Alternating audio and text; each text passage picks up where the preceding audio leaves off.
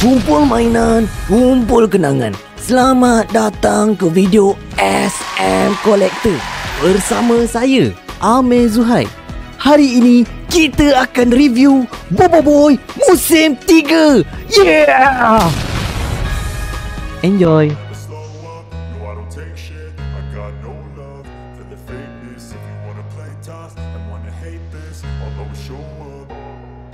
I don't ever slow up, no I don't take shit. I got no love for the fakeness. If you wanna play tough and wanna hate this, I'll always show up and make a statement. I don't ever slow up, no I don't take shit. I got no love for the fakeness. If you wanna play tough and wanna hate this, I'll always show up and make a statement. Everything I do is so instinctive, it's passionate. Every word I move so descriptive like an adjective. I got a vendetta against people who got to being negative when you should be getting after it.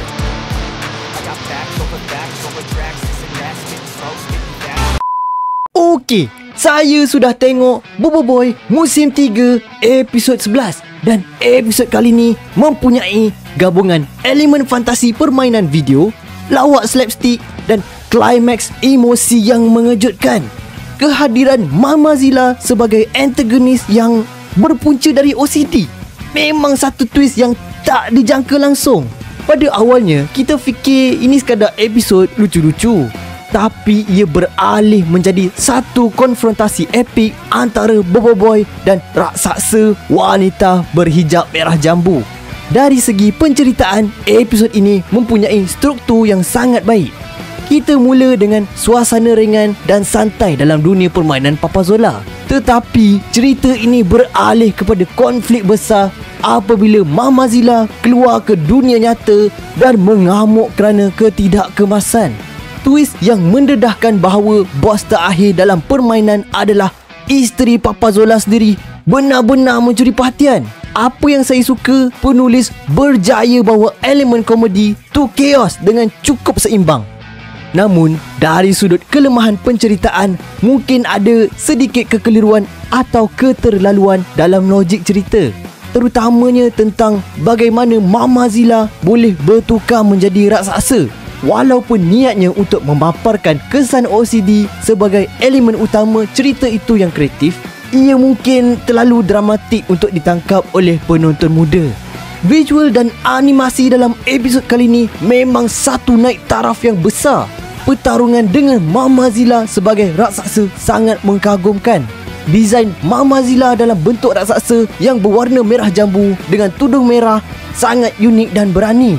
Jarang kita lihat raksasa wanita berhijab yang garang tapi dalam masa yang sama masih kelakar. Animasi aksi, letupan serta kuasa-kuasa Bobo Boy sangat lancar dan menyenangkan mata. Kita juga dapat lihat Kumar, bapa Gopal, bertarung dengan raksasa Gonohom menggunakan 2 pistol macam Matrix. Babak lawan ni memang menghiburkan kerana kita tidak expect Kumar yang sudah tua bangka main macam budak-budak. Memang kita boleh kata Kumar ni adalah pro gamer. Cuma dari segi kelemahan kecil, ada beberapa pergerakan seperti ketika Mama Zilla menyusun kereta atau menyusun bangunan. Dia nampak sedikit kaku dan berulang, tapi itu tidak menjejaskan pengalaman menonton secara keseluruhan. Keseluruhannya, episod 11 ni adalah satu hidangan lengkap yang sangat menghiburkan. Ia ada humor, aksi, emosi dan mesej yang mendalam. Rating saya personally untuk episod kali ni adalah 7 out of 10.